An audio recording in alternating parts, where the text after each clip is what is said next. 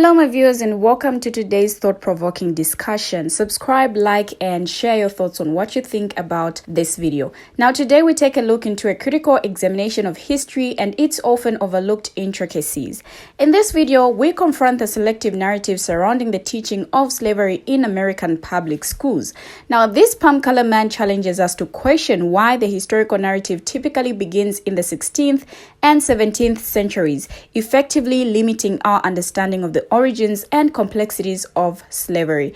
Now he urges viewers to dig deeper, asking why this deliberate omission exists and what truths may lie beyond the boundaries of conventional education. Now I feel he started off on a good note, but I don't agree with most of the things he is saying. But let me not be the spoiler of the video. So with that said, I want you to check out this video for yourselves and hear it for yourselves. Check out this video. I will be right back. Why? Ask the bloody question. Why are they only teaching you the history of slavery as far back as the 16th and the 17th century? Why are they only going that far back? Because they don't want you to go farther back than that, because then you'll actually find out the truth. But from the 16th and 17th century, we'll teach you about slavery. You've got to go further back, and you've got to understand and question, why do they do this throughout the whole of America, in all the public schools? Why do they only go back as far as the 16th and the 17th century to talk about slavery? We've got to go further back than that. Because Islam designed infernal slavery, and then the Ashkenazi Khazars, those who say they are Jews and are not, are the ones that marketed it, and the regal nomads exiled from the kingdom of Judah were the main recipients of it at the hands of the indigenous black Africans. Because you've got to understand, the regal class of the house of Judah came down from Israel, and they came into the land of the black Africans. And the black Africans resented the regal class of the house of Judah in their land, because they had laws, they had customs, they had civility.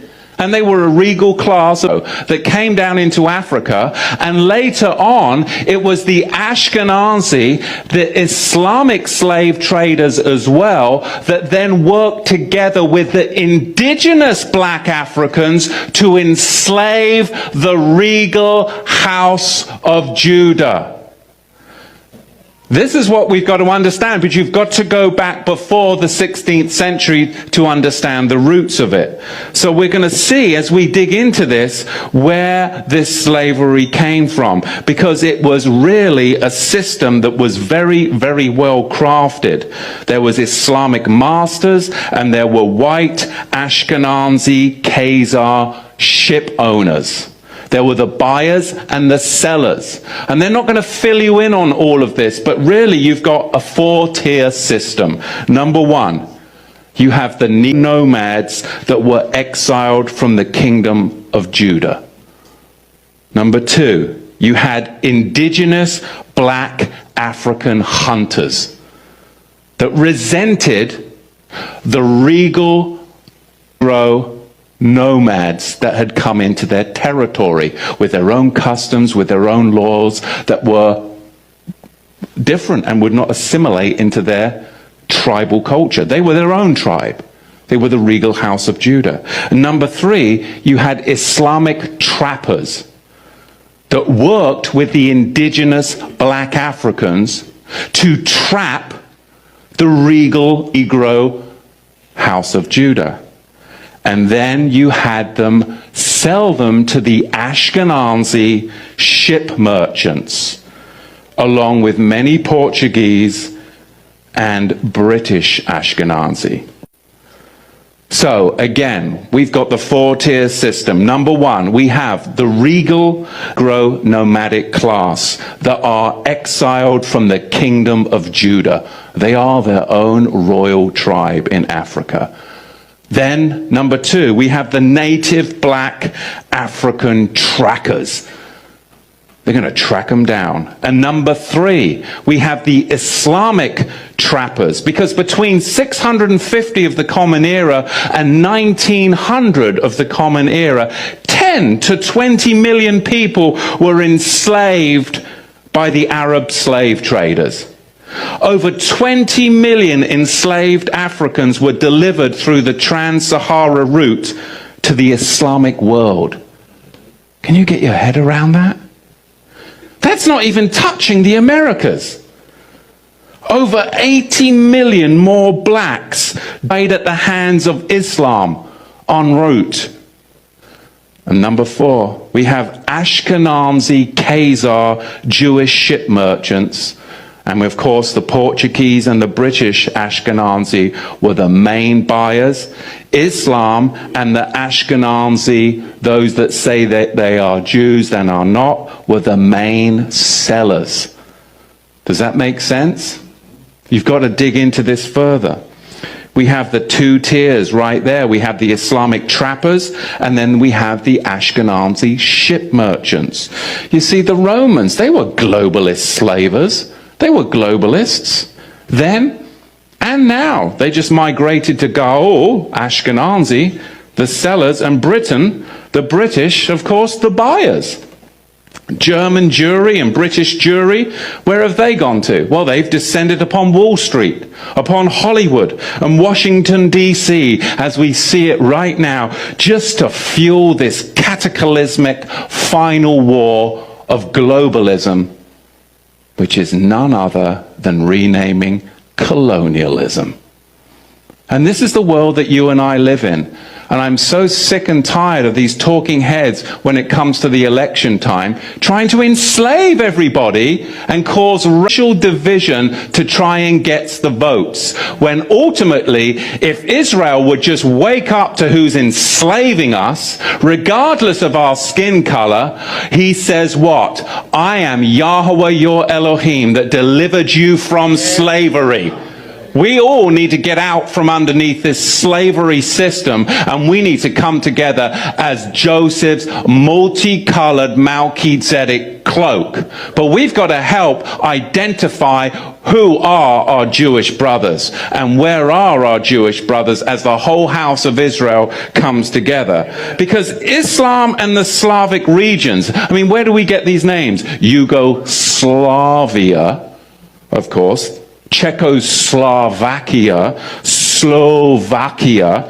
These were all regions of bestial slavery that eventually arrived on the African continent. These were areas where Islam invented infernal slavery up in those Slavic regions that then eventually arrived on the African continent, and the black region of Judah were the recipients of it. But not only black Judah, but Europeans were even kidnapped by the Arabs and the Ashkenazi traders during the war or peace periods in the medieval times. Now, in the discourse presented by this speaker, there is a blend of historical analysis and provocative assertions that challenge conventional narratives. While some of his assertions may diverge from widely accepted historical interpretations, there are elements of truth that warrant consideration and further examination.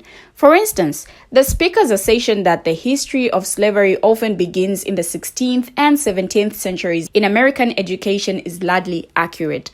This selective approach to teaching history has indeed limited a comprehensive understanding of the origins and dynamics of slavery, which dates back much further in human history and has diverse manifestations across different cultures and civilizations. However, where the discourse becomes more contentious is in the attribution of blame and the framing of historical events. The assertion that Islam designed infernal slavery and that certain ethnic groups were solely responsible for its perpetuation is sweeping generalization that lacks nuance. While it is true that various cultures and civilizations throughout history have engaged in the practice of slavery, attributing its design solely to Islam or any other single group oversimplifies a complex historical phenomenon. Moreover, the speaker's narrative regarding the involvement of specific ethnic groups in the transatlantic slave trade and the dynamics between different African communities is a contentious issue that requires careful examination of historical evidence. While it is important to acknowledge the complexity of various groups in the slave trade, framing it as a collaboration between Ashkenazi Khazars and independent Black Africans oversimplifies the intricate dynamics and power structures at play during that period. While the speaker's discourse raises valid questions about the limitations of historical education and the need for a more comprehensive understanding of slavery's origin, some of the assertions made require critical scrutiny and contextualization within the broader historical discourse. While it is true that the history of slavery extends far beyond the 16th and 17th centuries, the focus on these periods in American education often stems from the transatlantic slave trade and the establishment of chattel slavery in the Americas, which had profound and lasting impacts on societies worldwide. Attributing the design of slavery solely to Islam overlooks the historical reality that slavery existed in various forms across different cultures and civilizations long before the advent of Islam. Now, the trans-Saharan and Indian Ocean slave trades, for example, predate the transatlantic slave trade and involved different ethnic groups and regions.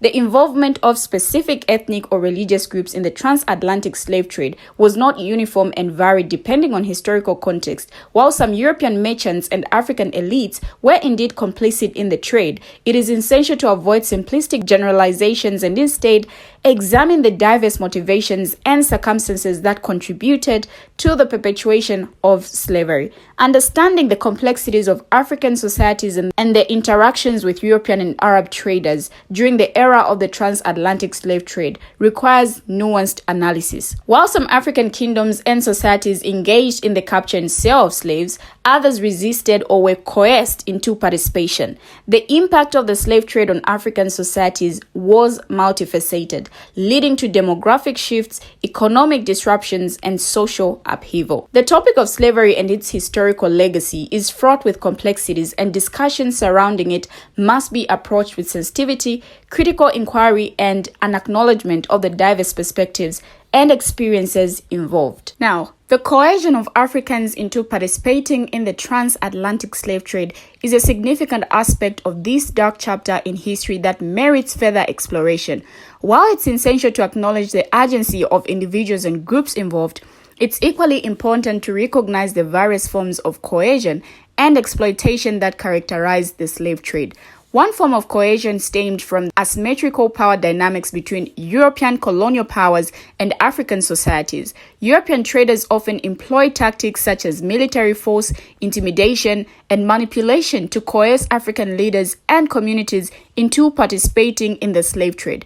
Now, this coercion could take various forms, including threats of violence, economic sanctions, and diplomatic pressure. European traders exploited existing conflicts and rivalries among African kingdoms and societies to further their own interests. They often played different groups against each other, exacerbating tensions and destabilizing regions to gain access to captive laborers for the slave trade. In some cases, European traders provided weapons, incentives, or alliances to African intermediaries who facilitated the capture and sale of slaves. The economic incentives offered by European traders, including farms, textiles, and other goods, enticed some African leaders to participate in the trade despite initial reluctance or moral qualms. The lure of wealth and power, coupled with the perceived benefits of engaging the European traders, led to the complicity of certain African elites in the exploitation and enslavement of their fellow Africans.